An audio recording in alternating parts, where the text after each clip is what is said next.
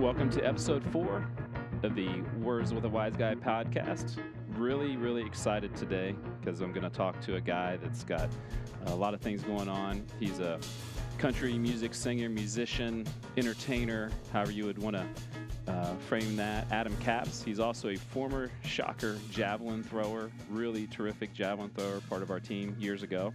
And so there's, a very interesting story about Adam and how he's gotten to where he is, and he's also a local guy. He's a Wichita guy, so he kind of checks all the boxes that we're looking for here as we start talking to interesting people from Wichita, which is the theme. And Adam is definitely one of the guys that thought of when we were having ideas of our podcast here. So, Adam, thanks for coming. Welcome. Thanks for having me.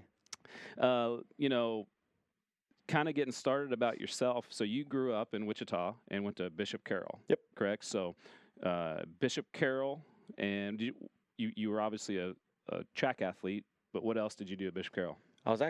Track was never my thought when I was in high school, middle school, all that. I played football. I loved football. I played basketball. I wrestled for a year. I golfed for about 10 years. And then I played baseball. Baseball was always kind of my best sport. I always had a great arm.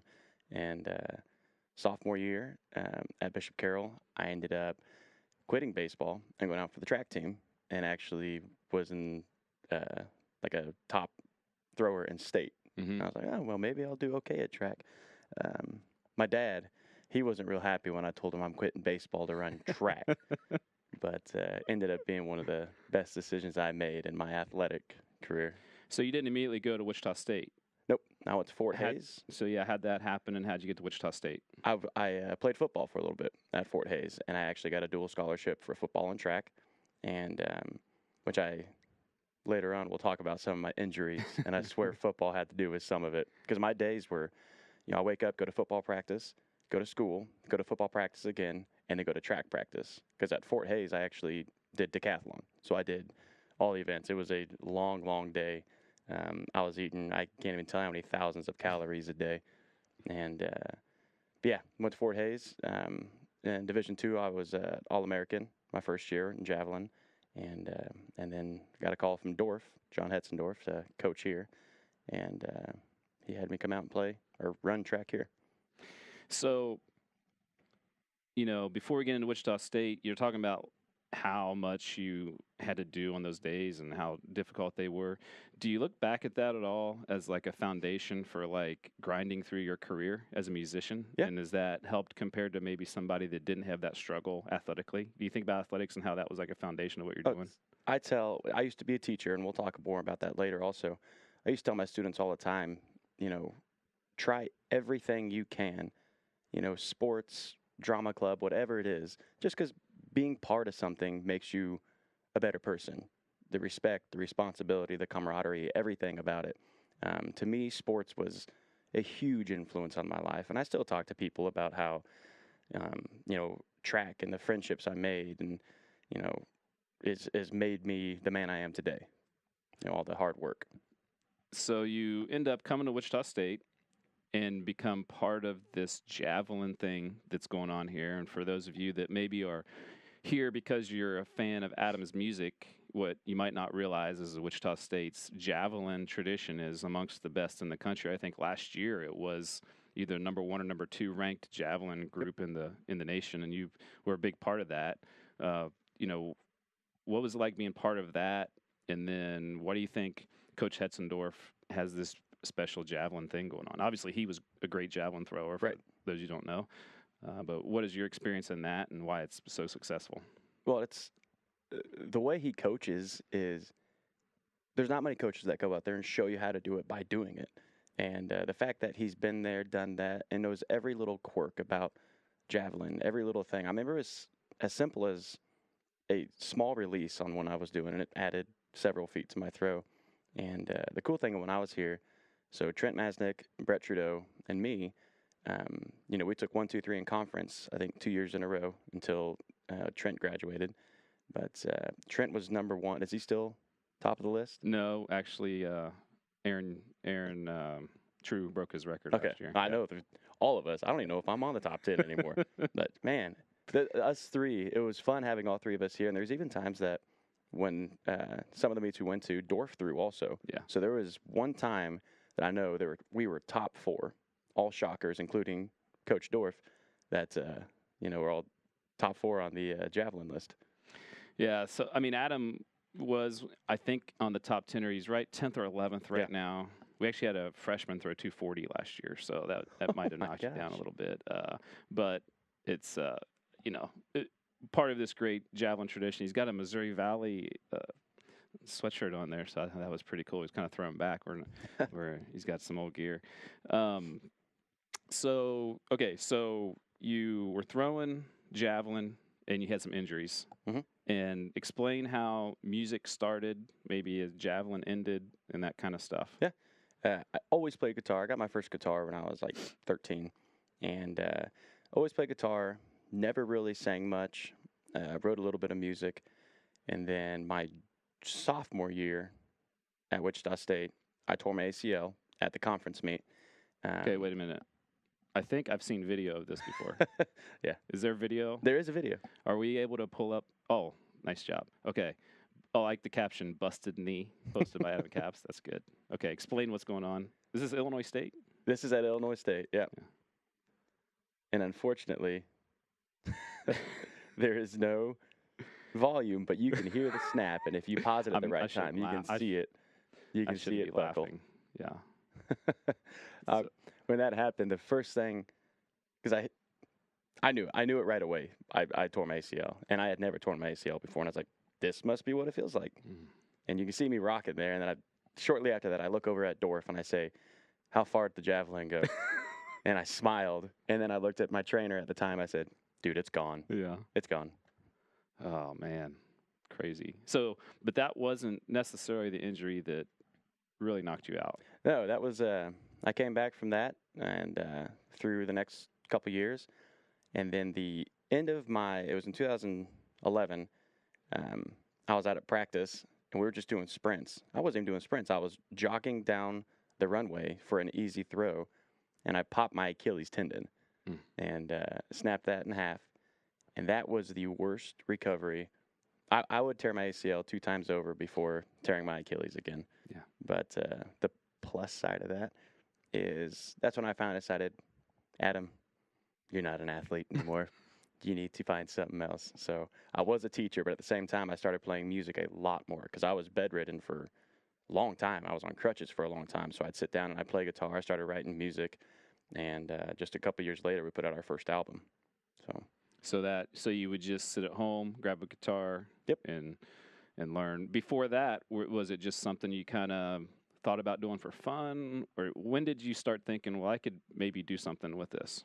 It really wasn't even until I was teaching for a couple of years, because I remember there was a couple times that I'd play a Wednesday night show or something. I had to wake up the next day to go teach, but I wasn't real serious about it until I realized we put one of our songs out called Memories on the Road, and actually became one of the top 70 songs on the radio, on country radio. I was like, okay, maybe I got a chance at this. So I remember telling my boss, I hope one day I can tell you I'm quitting so I can go do music. And he was like, I hope you can too. And the next year, it got to the point where financially, music was, just as good as teaching or better. And so I actually could tell my boss, I said, hey, I'm quitting.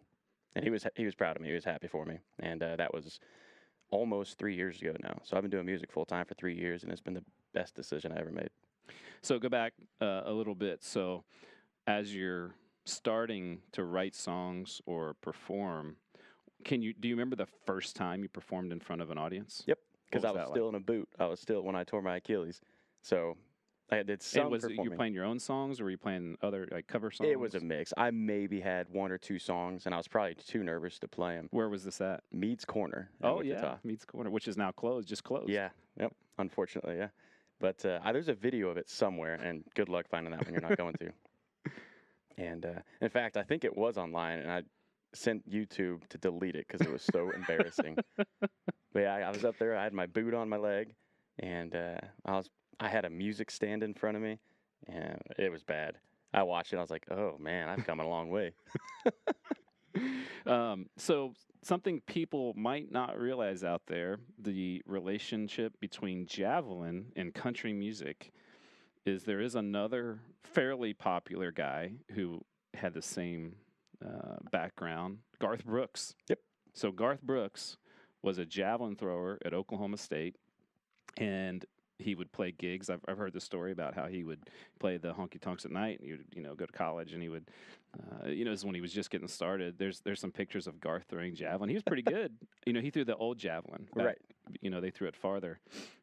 It's hard to believe that's Garth Brooks right there, but he was there's a good picture. And a good javelin thrower. That top right, see that one kind of like in the uniform? That's a classic with the headshot. Just one more. There we go. Oklahoma State, Garth Brooks. That could be you someday. They'll be bringing up that headshot from the Go Shockers website.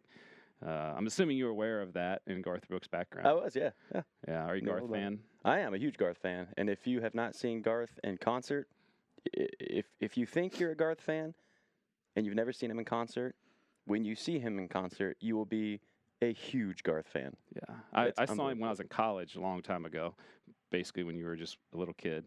But Coach Rainbolt, our head track coach, has the best Garth story. So when he was at Nebraska coaching in the 80s, this is when Garth was just out of college, and he was just opening for people. And I can't remember who, but there was a concert at a high school, and there was a kind of an old-time country guy. They were doing like a fundraiser at a high school, and Garth was the opening act because he had nothing at that point. He was just kind of playing for opening act. So they were coming around the athletic department selling tickets for $5 to try to get fundraise, and Bolt bought some tickets for him and his kids and his family. And 3 months later, the concert's coming up.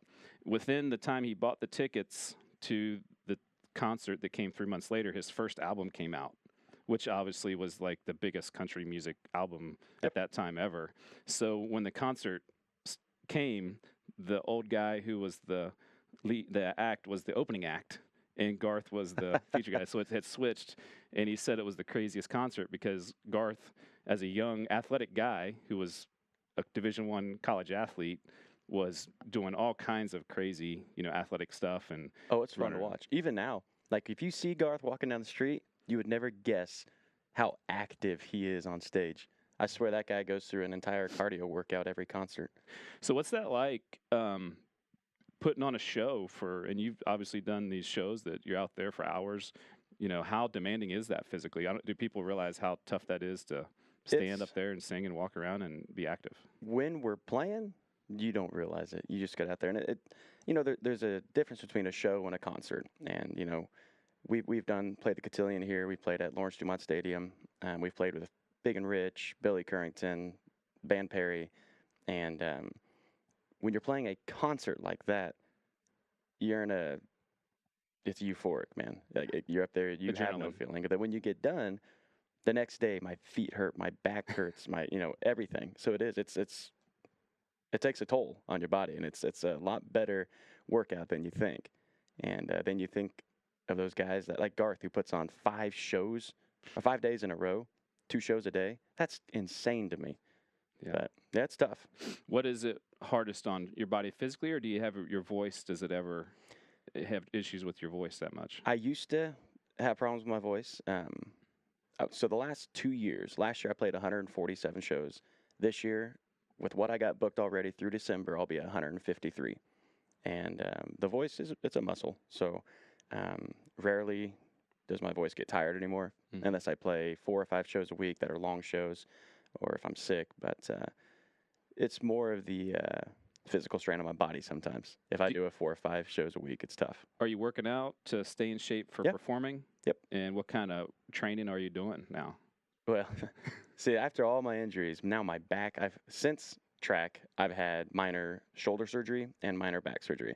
And so everything I do now, I hardly lift weights anymore, but I still work out 5 days a week. I do a lot of yoga. I do a lot of body weight stuff, a lot of HIIT workouts. I've really gotten into those, but yeah, I enjoy working out. I think yoga is really good as you get older. Awesome. One of the probably things I've done more than anything is yoga. So as you were starting to get into music, like who were some of the people that you liked and that I guess were influences that you don't ever, you want to be your own self, Right. obviously, you want to be your own person, but were there people that you just were inspired by or learned from or just, were really into that helped inspire you to be Yeah.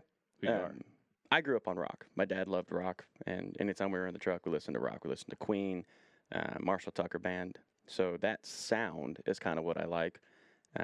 But then today's artist, the guy that really inspired me, his style would be Eric Church.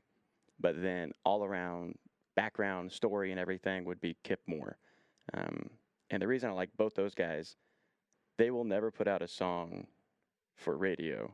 They put out songs for themselves, for their fans, especially Kip Moore. I mean, it's known. He's been, you know, so many people have talked about how Kip puts out albums that aren't for the radio.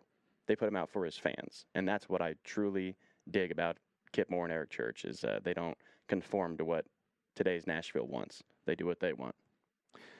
That's something that, so I like country music. Obviously, I'm not some sort of real educated guy, but living in Wichita, so I'm from Ohio, and when I grew up in Ohio, the only people that you could go see were people that were on the radio, people that are, because that's the people that would come out that far Right. to give a show. Here, we're kind of in a place that you see other guys. You can see guys from Texas come up, or there's Oklahoma guys, and there's a difference in the music and things like that. And I have these conversations with friends all the time about, the term is sellout, I guess you would call that, but Nashville versus, authentic country music or Right. whatever. Like, how do you fit into that, or how you're kind of talking about it? I guess the way I'm saying is, how does a guy try to stay in his own authenticity and not go a route where they, end up selling out, I guess? It's tough. My biggest thing all the time, people ask me, are you going to try to make it big someday? And I make a living. I make a good living playing what I want to do. I'm my own boss. So I don't need to conform and do what Nashville wants because I do what I want and I'm making it work. I can go on a big tangent about some of the Nashville stuff, but Go for it. okay. I'll be tame about it. The biggest money's everything in every business, but you could literally buy your way into fame in music. And the biggest thing, there's been times that we actually had a chance to go on a decent tour with a big headlining artist, but somebody bought the opening position for $250,000. And in the same way for if you want to put out an album. So I get a very good studio album done in Tulsa, or even here in Wichita, we got a great guy. My guitar player actually did a lot of work for Steppenwolf. He recorded their last album. He was the producer on that, and he's our music producer. He'll put out something just as good as Nashville was. But if you go to Nashville to put out a 10-song album, it's going to be between $50,000 and $75,000, and they know it. They know that somebody who's an independent artist can't afford that. So that's their way of thinning out the crowd. Mm-hmm. And if you don't have that stamp of approval from Nashville, it's hard for you to make it. And I get bitter. If I go much further, I'll get way too bitter. But it seems to me, if you're, going to go that route, you have to have like designer holes in your jeans. Yeah, it's not me. And they have to be really tight, and maybe like, a sponsored T-shirt or something like that is a hint that maybe it's not authentic country music. I dare you to find a concert recently that I'm not wearing just a black T-shirt. That's maybe shock or track and field. Maybe I wear shock and track and field sometimes, yeah. But no, I agree. What's his name? Aaron from Stained. He's now a country artist, and he talks about how, in one of his songs, how he says, he told you to whiten your smile, put a cowboy hat on, you could lose a couple pounds. And he said, that ain't me. And that is so true. I love people like that. Yeah. And that's kind of what I want to be. I want to gain a true following. You can buy Facebook likes now. And we got 5,000 followers on Facebook or just under. Those are true followers that we got. Right. When we post, we have 5,000 followers. I posted something yesterday, got 125 likes on it. You can go to somebody else who's got 50,000 followers. They can post the exact same picture, and I've seen it happens all the time. They'll get 15 likes on it Right. because half of those are fake. But yeah. Oh yeah. So, so we're talking about kind of the current state of country music. So who are some of the people that you've really enjoyed playing with? So you've played with, you said Big and Wrench and Billy Currington and people like that. Have there been some guys that you've really enjoyed hanging out with, getting to know somebody? I'm not going to tell you who. Don't tell me who are the bad guys. Who have you really liked that are good guys behind the scenes? The coolest guy that we've ever talked to, hung out, is Chris Jansen. You know, he sings "Buy Me a Boat." He's become a huge. I mean, that guy is awesome. Another great concert to see. Chris Jansen was cool. We were out in the parking lot on the tailgate of my truck drinking beers, and his band was just walking around, and so we had a chance to talk to him. Granger Smith was really cool. When he came, we played with him at the Cotillion, and I was unloading all my merchandise stuff, my CDs, my T-shirts, and everything. And I look, there's another guy carrying like boxes, like past his face, and he sets it down, and it's Granger Smith. And it was cool to me to see that he just had a #1 song, on country radio, and he's still unloading all his own stuff.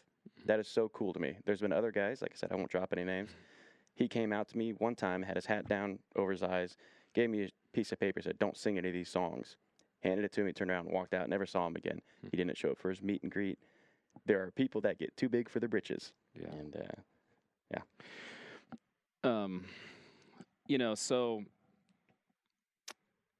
I got to imagine, so I've never written a song or anything like that, but I got to think writing a song, putting music together has got to be one of the most difficult things there's to do. How do you sit down, write a song? Like, do you have to get into a certain frame of mind? Do you put the music together first? Do you write the lyrics first? How do you write a song?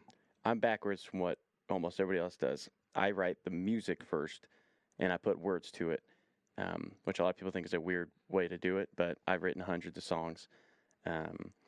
There are times where a song comes together in an hour. There are times when a song comes together over 2 years. And it just kind of depends what's inspiring me at the time.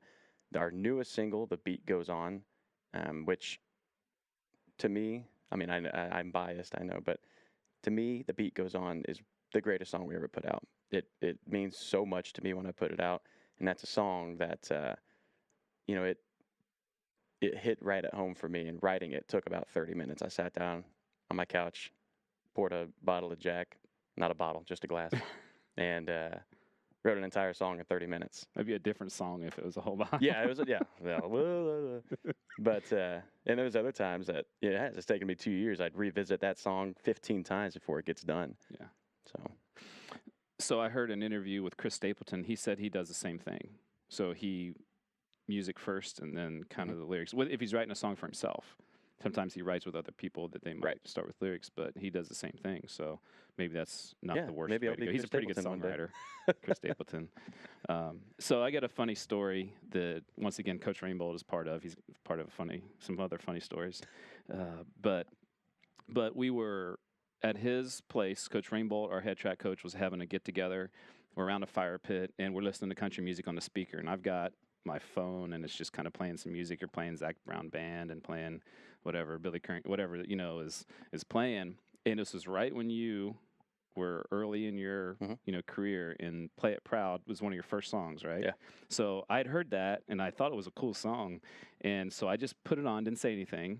And people are talking and hanging out and, going on. And towards the end of the song, I go, "Hey, Bolt, do you know who sings this?" And Bolt listens to a lot of country music, a lot of popular country music, and stuff that's on the radio too. And he's thinking, well, who does that sound? Is that Eric Church, or is that who is that? And I go, "That's Adam Capps." And he was dumbfounded because I'm not sure he knew that you had recorded a song at that point. And the point of that whole thing was it sounded as good as the other music. It's just you're not as well known as the other guys, right. And I thought that it's kind of I did that to try to fool him, whoever that was there, and I thought that was always a cool thing. So that what's the difference? You were kind of talking about it, like a song that you write because I listen to him and I think that song sounds as good as the songs on the radio that the guy got famous. How do you go from that to being an authentic guy like, Buy Me a Boat or whatever? How does that song happen from there to there and you become authentically a country singer that people really know about and make a major living at? There's one reason: money. Yeah. Money. That money. I'm telling you, money will get. So even the guys that are legit country guys that aren't, Nashville guys. They're far and few between. Chris Jansen is somebody that's worked very hard, and that's so.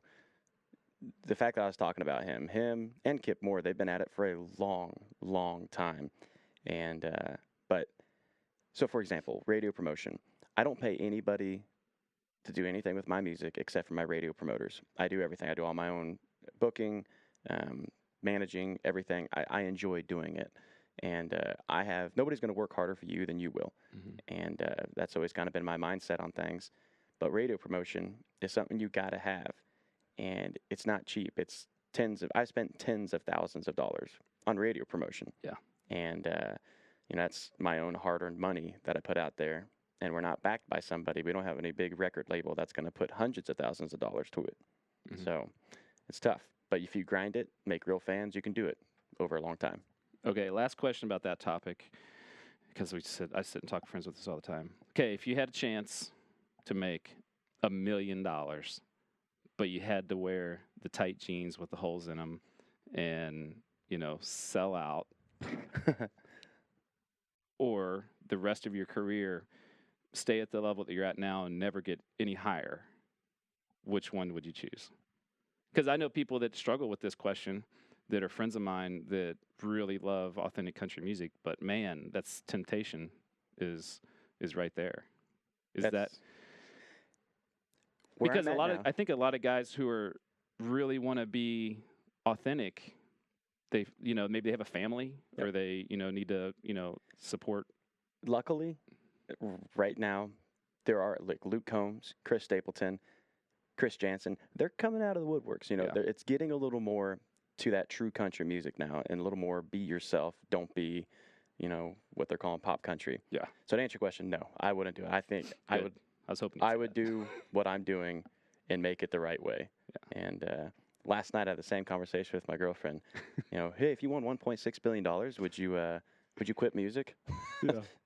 Did you get a ticket? Did you get a lotto ticket? I have never bought a lotto ticket my entire life. And we went out yesterday. It was like we went fishing, and I was like, let's get lottery tickets. Mm-hmm. And we stayed up till 10 and looked at it. I was like, we lost. Okay. Back to work. That's that Luke Combs new song. He's bought a lotto ticket. His girl thought it was a wasting money.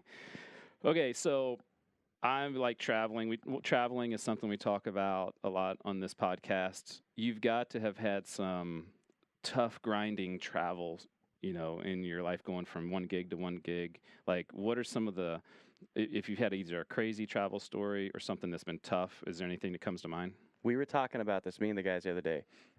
I have gotten extremely lucky. I've put over 40,000 miles on my truck every year, and I've never had a problem with my truck.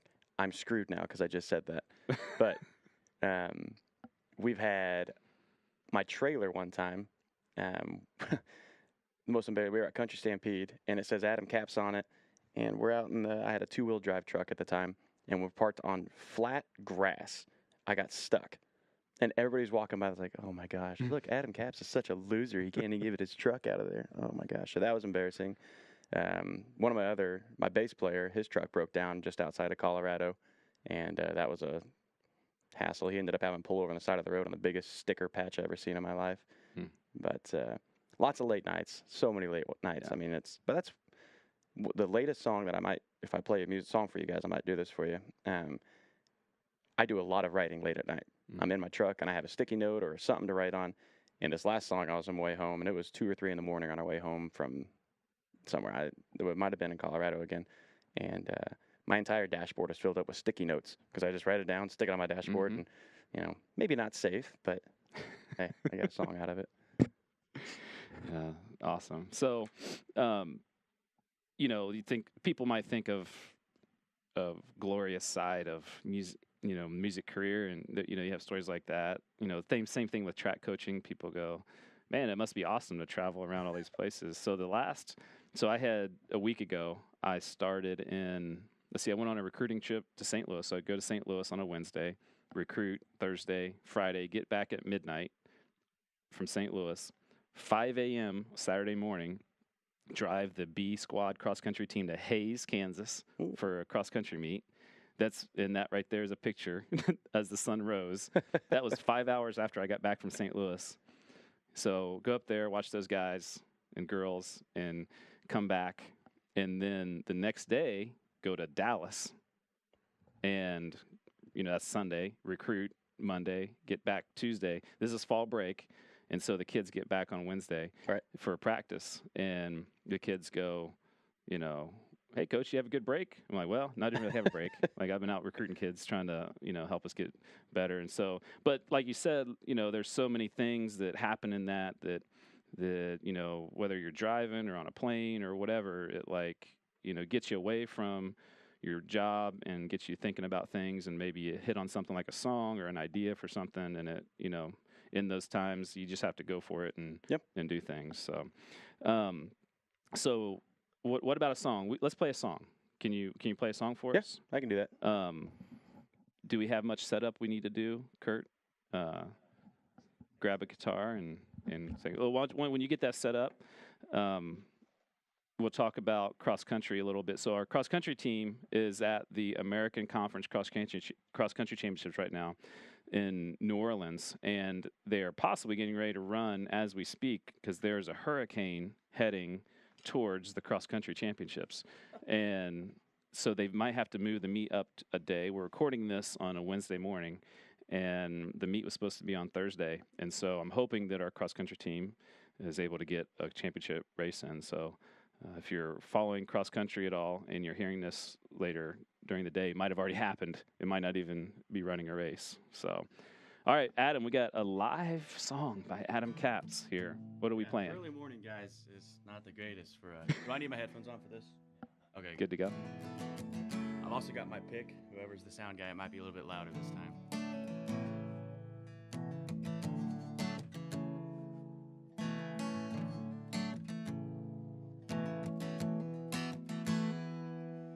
Never been the best at anything, but I'll take what I can get. I try to live like a rolling thunder and live my life without regret. And life ain't ever easy, but it made me who I am. I put my best foot forward and give it all that I have.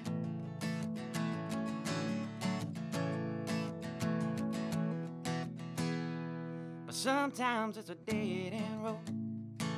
It's tough, I know.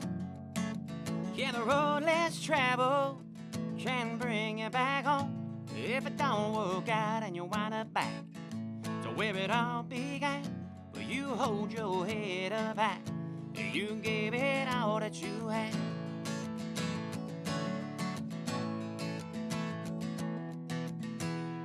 You keep your faith in God.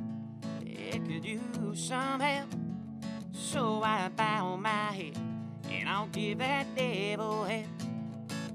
And I learned to pray from my old man, and I hope he's proud of me, 'cause I pray the best that I can.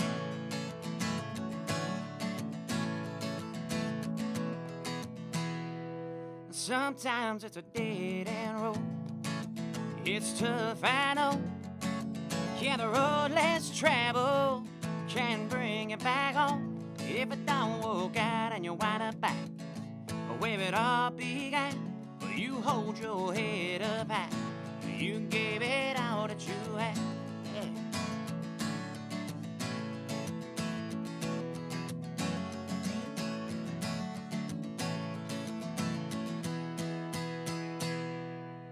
Sometimes it's a dead-end road. It's tough, I know. Yeah, the road less traveled can bring you back home. If it don't work out and you wind up back where it all began, well, you hold your head up high. You gave it all that you had. Keep giving it all that you had.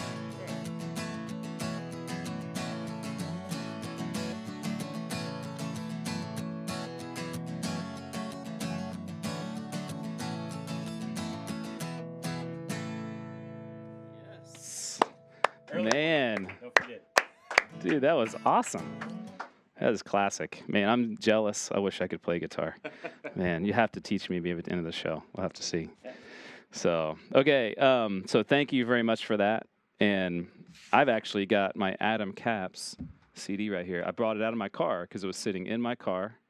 And when he gets back, maybe we'll ask him where he's playing and who he's got coming up. So this has kind of all his hits, all of the greatest hits, I guess you could call it. Play It Proud. So do you have any shows coming up or, this week? Are you heading out of town, staying in town? If people want to see where you're at. See, Monday we were out at Milford Lake, which I had never been to Milford Lake. What a gorgeous place. So Monday, and then we play Thursday. Yeah, I can't always keep everything straight. I play Thursday, Friday, Saturday, Sunday this week. Hey, there we go. Oh, nice. A Loft Hotel in Wichita. I got a couple Wichita, and then Leonardville, Kansas, up by Manhattan. We have a recruit staying at the Loft Hotel Thursday night. Perfect. Believe it or not. Yeah, I'll tell them about that. So that's like a lot of those. I do a lot of the smaller Wichita stuff, and then the weekends and the winters slow down. Once the winter months come around, I do a lot of more of the honky tonk stuff, which I really I love doing honky tonk stuff. That's where I make my living. But from like May to October, fairs, festivals, fall fest, road. I mean, we're packed. We are slammed from May to October. I saw you early on when you were starting your career, and then I've kind of seen you periodically. I've probably seen you play 8 or 10 times, and I can tell you and everybody who's not seen Adam play, every time I see him, it's better and better and better.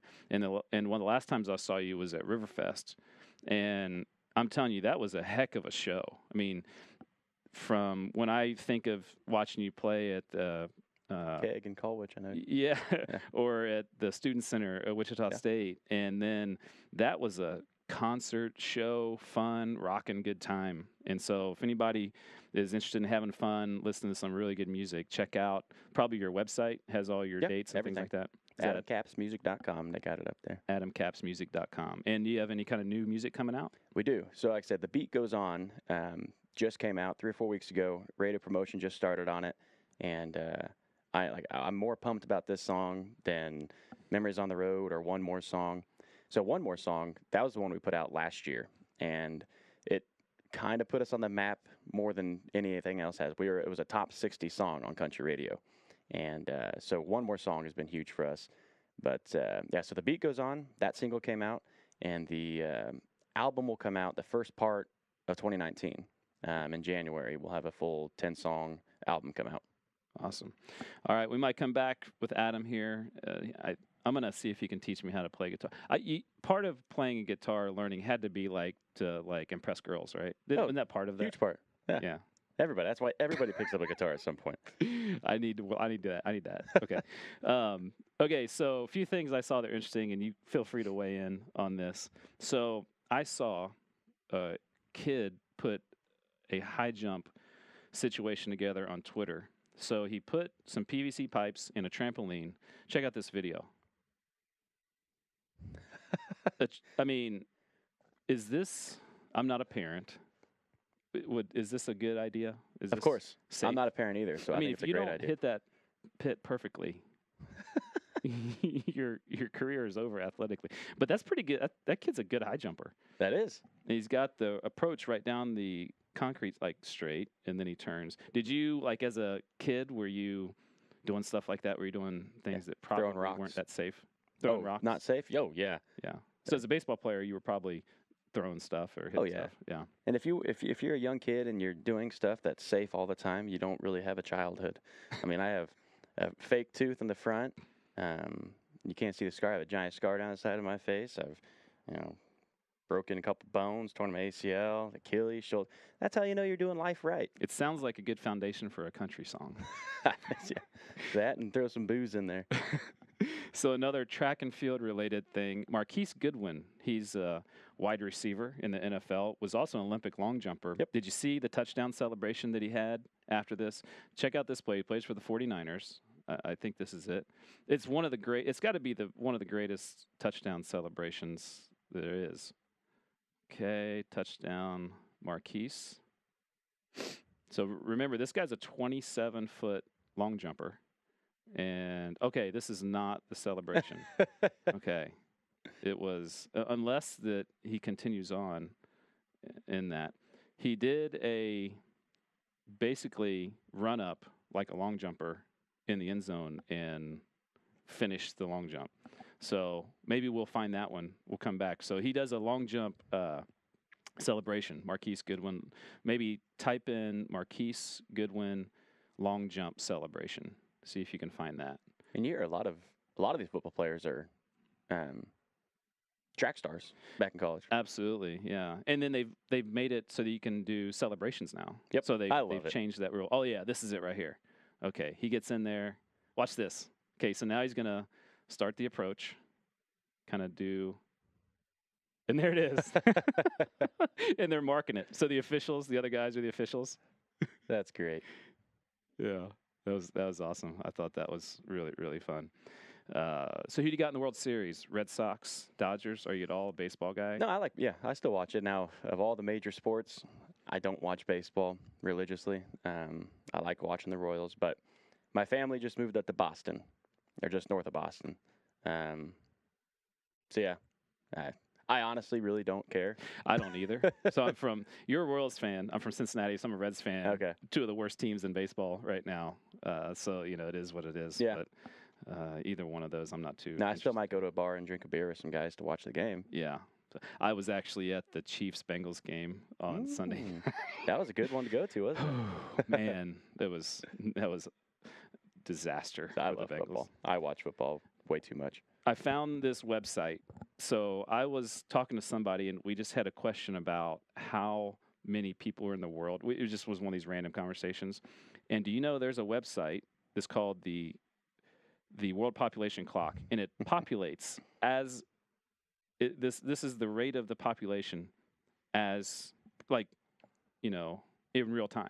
So you can see how many people are being born literally as we're talking. There's been 12 people born, and in these last few seconds.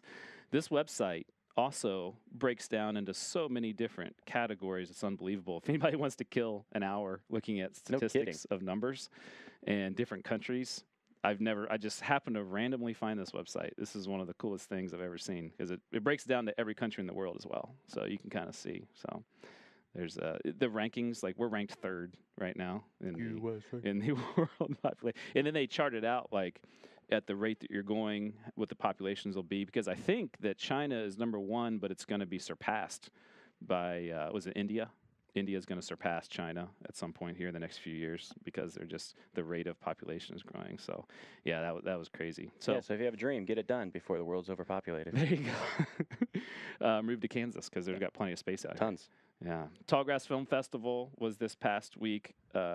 Shout out to Hillary Staten, who's the daughter of Larry Staten, one of our Shocker Track Club board members. So Hillary had a film. They had a Kansas film, so congratulations to her. I was not able to go to the Tallgrass Film Festival. But this brings up something I was going to ask you about. This is some local art stuff. Tallgrass Film Festival is a legitimate, terrific film festival. How is Wichita, as you travel, how's Wichita as a music city and a place that has live music? It's booming. Like when I first started playing music, let's just say 5-6 years ago, it's grown tremendously since then. Two guys, Adam Harkey and his partner Alex, they're the new owners of the Cotillion. They opened the Wave. They run Barleycorns. They've done so much for the music scene here in Wichita, but people don't realize Wichita has a great music scene. All sorts of genres, and it's get out there and support live music. That's you hear it all the time. They preach it, but I mean, we appreciate it more than when people show up to listen, because it's whether it's 15 people or 1,500, 2,000 people, 10,000 people, if they're there to listen, it makes all the difference in the world. So get out there and support live music. I don't care the genre, anything. Just get out and listen. Yeah, I live in downtown Wichita. I can walk out of where I live, and I can hear music most every night. Yeah. And actually, I'm a couple blocks from Wave, so they just put that in. Yeah. So I heard an Uncle Kracker concert, out of my window recently. So, very cool stuff. And I think, I was having this discussion the other day with somebody, it's the best date you can have. Don't go to a dinner, and I love movies. We're going to talk about movies in a minute. but like go listen to some music. You don't have to talk to the person if you really aren't interested in them. You know what I mean? Yeah. But that was great. just listen to it, and I think it's one of the best places you can go to hang out with somebody you don't know very well. I agree. That, and then the best place to go is Panera Bread, because you don't have to leave a tip. It's quick. It's easy. It's an easy place to talk. There you go. Yeah. Dating advice from Adam Capps. Look at me, 30 and not married. Okay, we're going to finish up with some movies. So always finish up with the final 5. I've been so busy. I haven't seen 5 movies since the last podcast. I've seen 4. And so, but I might ask Greg back there if he's seen anything since Crazy Rich Asians last time. But Adam, have you seen any movies lately? I did go see, we went and saw A Star is Born.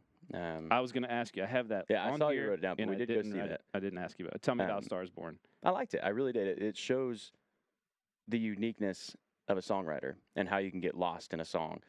So I really enjoyed watching. Oh, because Lady Gaga, she is so talented. It's insane. But showing how she writes her music and how she's inspired to write her music.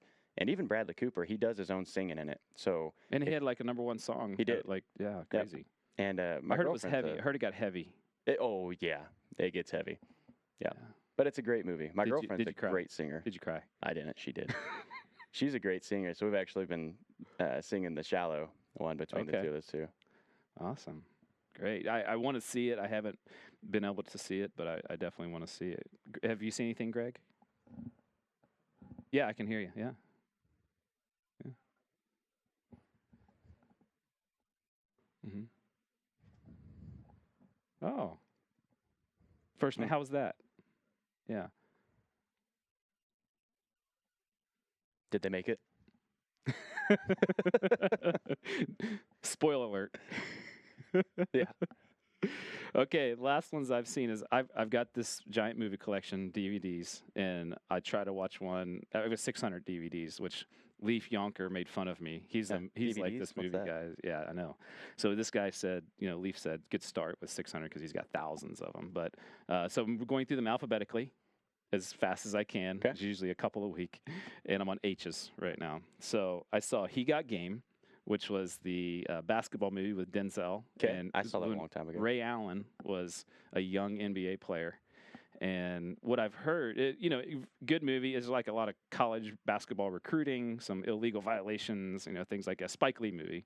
Yep. So kind of interesting. But I have heard they're talking about a sequel with Ray Allen at the end of a career. So this guy, kind of following the movie now at the end of his professional career, which I think that'd be kind of interesting if they made that. I don't know if it'd make any money, but another one called He Never Lied, which is a movie just happened to be in the same.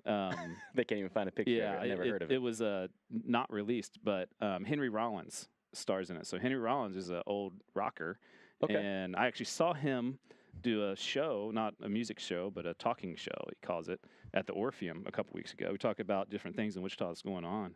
But yeah, it's called He Never Lied. Very interesting. He plays a guy that's like an immortal, I don't know if you call it like a vampire or something like that, but he's immortal, and he's basically bored with life, and he's trying to avoid people so that, there it is, he never died. Did I say he lied? I totally messed that up. It's He Never Died. He Never Lied. That's a totally different movie. That's why they couldn't find it. He never died. I was going to make a presidential joke, but I'm not going to. That one will come out in 8 years. Oh, man. Yes, that will be a definitely different movie.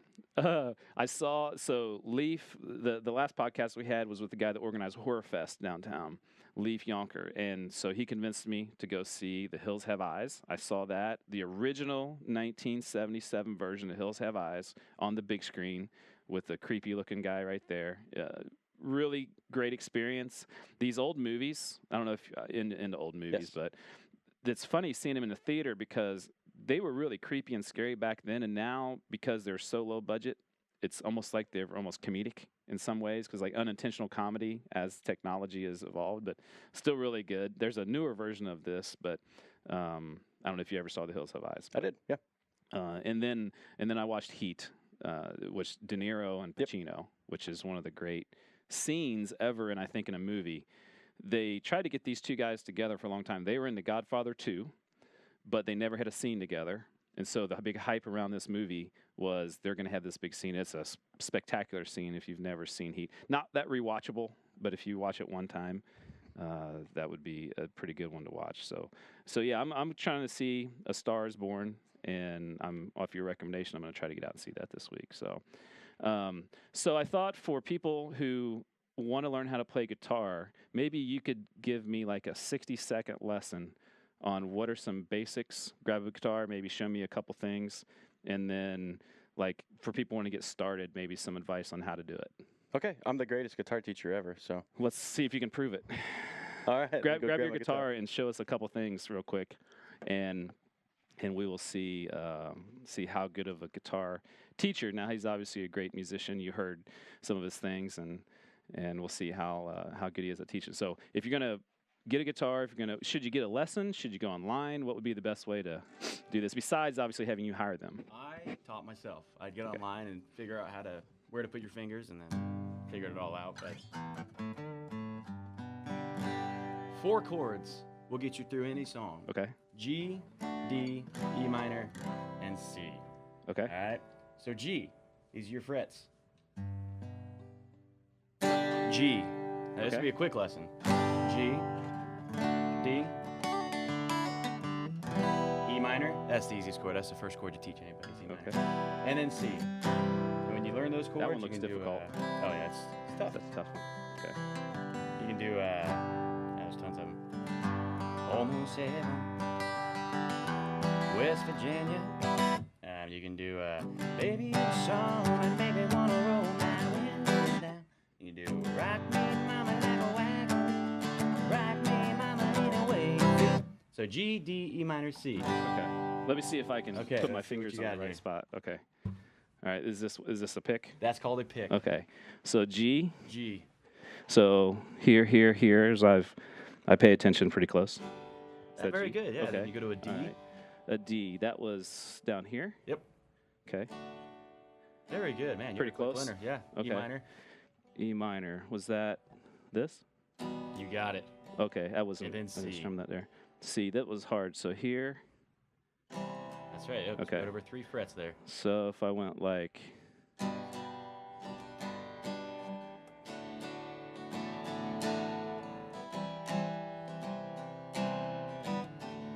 You're an expert. Oh, I need 1 minute lesson? Man, I can already just play imagine guitar? what I can do in an hour. We need a jingle. You gonna sing for us now? No, how about a Words with a Wise Guy jingle? Okay, ready? From 1 minute guitar lesson. Here we go. I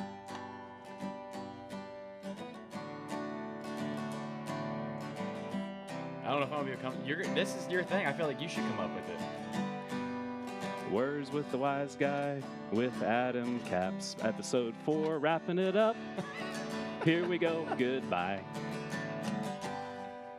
That's pretty good. All right, thanks, impressed. Adam. Appreciate you coming. Not a problem. And everybody go check out Adam Capps. Thank you. Thanks, guys. Have a good one.